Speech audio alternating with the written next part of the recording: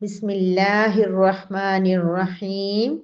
لا نہیں، اکراہ کوئی زبردستی، فی میں، الدین دین، قد تحقیق، تبینہ ظاہر ہو گئی، الرشد بھلائی، من سے، الغی سرکشی، بس من جو شخص یکفر انکار کرتا ہے، بی کا الطاغوتی طاغوت، بالطاغوتی طاغوت کا، واو اور یؤمن وہ ایمان لے آتا ہے، باللہ اللہ کی ذات پر، پس قد تحقیق، استمسکا اس نے پکڑ لیا، بالعروتی کڑا، الوثقی مضبوطی سے، لا نہیں، انفصام ٹوٹنا، لہا اس کڑے کے لیے، واللہ اور اللہ تعالی، سمیع خوب سننے والا، علیم جاننے والا ہے۔ لا اکراہ فی الدین، دین میں کوئی زبردستی نہیں ہے، قد تبین الرشد من الغی تحقیق بھلائی واضح ہو کر گمراہی کے مقابلے میں ظاہر ہو چکی ہے، فمن یکفر بالطاغوت پس جو شخص شیطان کا انکار کرتا ہے، ویؤمن باللہ اور اللہ کی ذات پر ایمان لاتا ہے، فقد استمسک بالعروۃ الوثقی گویا کہ اس نے کڑے کو مضبوطی سے تھام لیا ہے، لا انفصام لہا جس کڑے کا ٹوٹنا نہیں ہوگا، واللہ سمیع علیم اور اللہ تعالی خوب سننے والا جاننے والا ہے۔ نحمدہ ونصلی علی رسولہ الکریم، اما بعد، سورہ بقرہ کی آیت نمبر 256 ہے جو آیت الکرسی کے بعد آئی ہے۔ آیت الکرسی میں اللہ رب العزت کی بہت پیاری پیاری خصوصیات بیان کی گئی ہیں، اور وہ اتنی کلیئر اور اتنی واضح ہیں کہ جن سے انسان کو یہ پہچان حاصل ہو جاتی ہے کہ میرا رب کون ہو سکتا ہے، اور عبادت کے لائق کون ہو سکتا ہے، کون سی ذات ایسی ہے کہ جس کی میں عبادت کروں۔ اب وہی بات یہاں پر بیان کرنے کے لیے اللہ پاک نے واپس فرما دیا، قد تبین الرشد من الغی کہ بھلائی کفر کے مقابلے میں، سرکشی کے مقابلے میں ظاہر ہو چکی ہے، یعنی کہ کوئی انسان اپنے لیے جب چوز کرتا ہے تو سلیکشن کرے مذہب کے لیے تو دیکھے کہ کون دیکھ سکتا ہے ہمیشہ، اللہ، کون مدد کر سکتا ہے ہمیشہ، اللہ، کون سی ذات ایسی ہے جسے نیند اور اونگ بھی نہیں آتی، وہ صرف اللہ کی ذات، کون سی ذات ہے جس کے ہر چیز کا علم ہے، صرف اللہ کی ذات۔ یہ ساری ایسی ایسی آیت الکرسی کے اندر صفات بیان ہوئی ہیں کہ ان صفات کے ساتھ انسان کے لیے کلیئر ہو گیا ہے کہ کون سا مذہب صحیح ہے اور کون سا غلط۔ اب اس کے بعد لا اکراہ فی الدین، دین میں کوئی زبردستی نہیں ہے، یہ جملہ میں نے اپنے بچپن میں اکثر سنا ہے، جب کسی کو کوئی بات کہی جائے کہ نماز پڑھیں یا یہ کام جھوٹ ہوگی، بد وغیرہ گناہ ہے نہ کریں، وہ کہتے ہیں دین میں کوئی زبردستی نہیں ہے، دین پہ زبردستی عمل نہیں کروایا جاتا، جبکہ اس کا کنسپٹ یہ نہیں ہے، اس کا مطلب یہ ہے کہ ہم کسی کو دین اسلام قبول کرنے پہ جبر نہیں کر سکتے، دین اسلام فی الدین، دین میں یعنی دین قبول کرنے میں کوئی سختی نہیں ہے، ہم کسی بھی انسان کو دعوت دے سکتے ہیں، اس کو سمجھا سکتے ہیں، اس کو گائیڈ کر سکتے ہیں، لیکن کسی کو زبردستی کوئی حاکم وقت کے لیے بھی جائز نہیں ہے کہ کسی کافر کو زبردستی دین کے اندر ڈالے۔ اس لیے اللہ پاک نے فرمایا کہ لا اکراہ فی الدین، دین میں کوئی سختی نہیں ہے۔ اس کے دو شان نزول ہیں، ایک یہ ہے کہ ایک آدمی تھا، ایک ہے انہوں نے اسلام قبول کر لیا اور وہ چاہتے تھے کہ ان کے دو بیٹے تھے، انہوں نے حضور صلی اللہ علیہ وسلم سے اجازت مانگی کہ وہ غیر مذہب میں ہیں، کرسچنز بنے ہوئے ہیں، یہ یہودیوں میں چلے گئے، تو میں ان کو اسلام میں قبول کرنے میں مجبور کرنا چاہتا ہوں تاکہ وہ بھی مسلمان ہو جائیں۔ تو اللہ رب العزت کی طرف سے یہ آیت نازل ہوگی۔ اس کے علاوہ ایک مرتبہ یہ تھا کہ مدینہ منورہ میں جو عورتیں تھیں जो बाद में सहाबिया बनी और अंसारी बने, उनकी जो बीवियां थी, जब उनकी किसी को औलाद नहीं होती थी तो वो ये दुआ करती थी कि अगर हमारा बच्चा पैदा हो जाए तो हम जो है इसको अल्लाह के रास्ते में दे देंगे। जब वो पैदा हो जाता है बच्चा, मुशरिक होते थी, लेकिन जब पैदा हो जाता है तो वो यहूद और नसारा को दे देते, क्योंकि उस वक्त यहूद और नसारा का मजहब ही सबसे बेहतर था, वही आलिम समझे जाते थे, आलम थे बल्कि वो उस वक्त, तो उनको दे देती थी। अब जब इस्लाम आया तो इन लोगों ने इस्लाम कबूल किया, अंसारी मदीना कहलाए। तो इन लोगों ने नबी करीम सल्लल्लाहु अलैहि वसल्लम से इजाजत मांगी कि हमारे बच्चे जो है हमने उनको दिए थे उस वक्त, क्योंकि वही मजहब बेहतर था, और वो अब यहूदी बन गए, उनके बेटे बन के रह रहे हैं। अब हम ये चाहते हैं, क्योंकि हमें पता है कि हमारा कौन कौन सा बच्चा है, हम उसको लाकर दीन इस्लाम की दावत दें, उसको दीन में डालें ताकि मुसलमान हो जाए, क्योंकि उनको तो हम सही मजहब पे समझ के हमने उनके तरफ पेश किया था अपने बच्चों को। अब हमें क्लियर हो गया है कि वो मजहब सही नहीं है, वो अल्लाह के नबी और कुरान को नहीं मानते। लेकिन फिर अल्लाह पाक ने फरमाया ला इकराह फी दीन, दीन में कोई सख्ती नहीं है, दीन इस्लाम कबूल करने पे हम किसी को मजबूर नहीं कर सकते। लेकिन याद रखिए मेरी प्यारी बहनों, इसका मतलब हरगिज ये नहीं है कि कोई दीन इस्लाम के अंदर दाखिल हो जाए, मुसलमान हो जाए तो हम उसको खुली छूट दे दें कि वो गिबत करे, झूठ चुगली जिना चोरी चकारी सूद सब कुछ करे। नहीं, देखिए अगर किसी भी तमाम इंसान को मजबूर नहीं किया जा सकता कि वो ड्राइविंग सीखे, ठीक है, कोई मजबूर करता भी नहीं है, हर एक की अपनी मर्जी, जिसको जी चाहता है वो ड्राइविंग सीखता है। लेकिन जब सीख लेता है, गाड़ी चलाना शुरू कर देता है, फिर उसको क्या होता है, कानून की पाबंदी करनी पड़ती है, जो रूल्स उसने वहां अग्रीमेंट किया था उन सब के मुताबिक उसको गाड़ी चलानी पड़ेगी।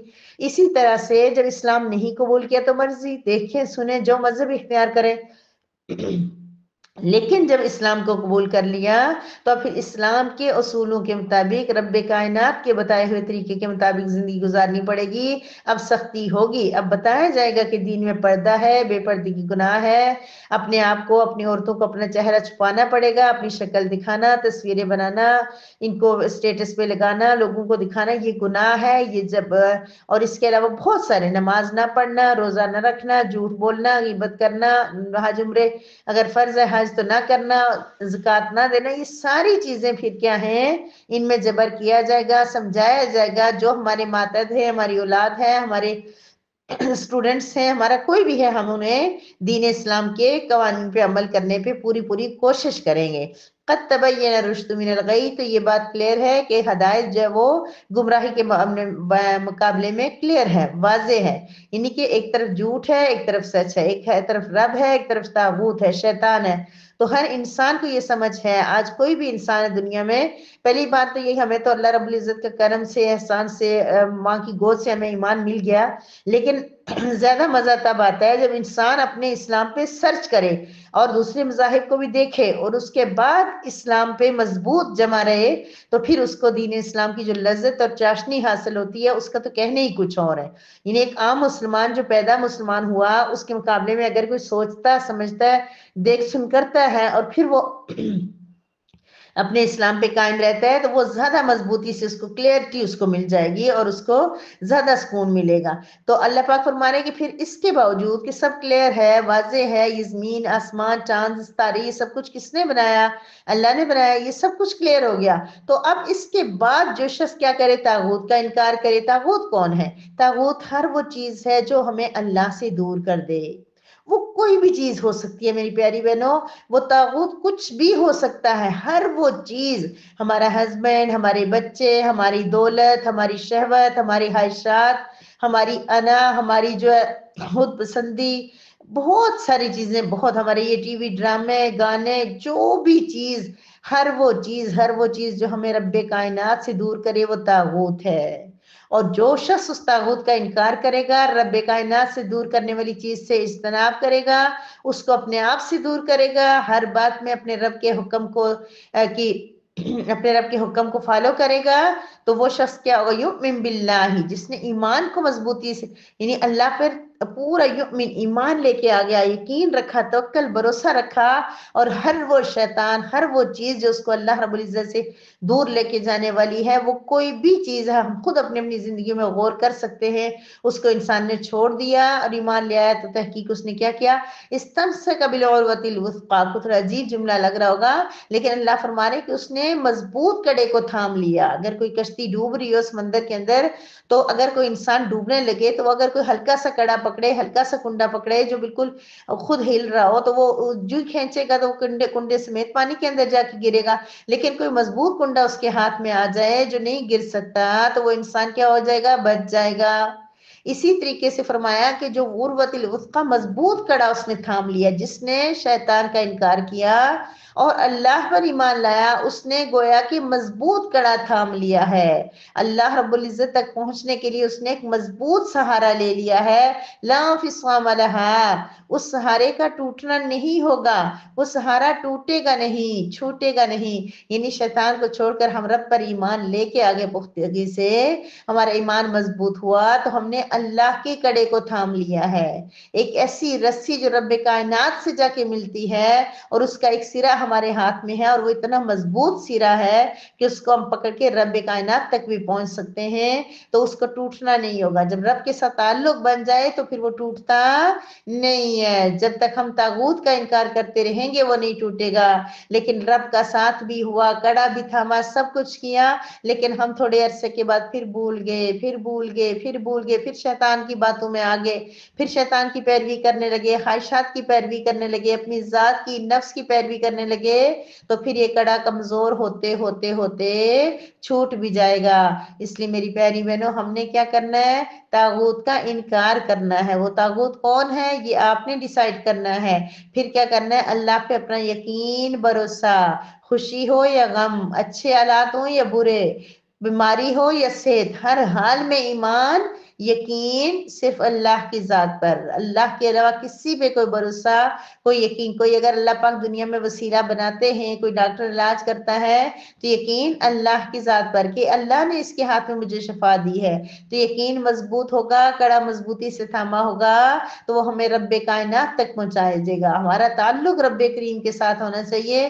جتنا ہمارا تعلق مضبوط ہوگا اتنا ہی ہمارے لیے اللہ کے پاس جا کے جنت کے راستے کو پانا آسان ہو جائے گا۔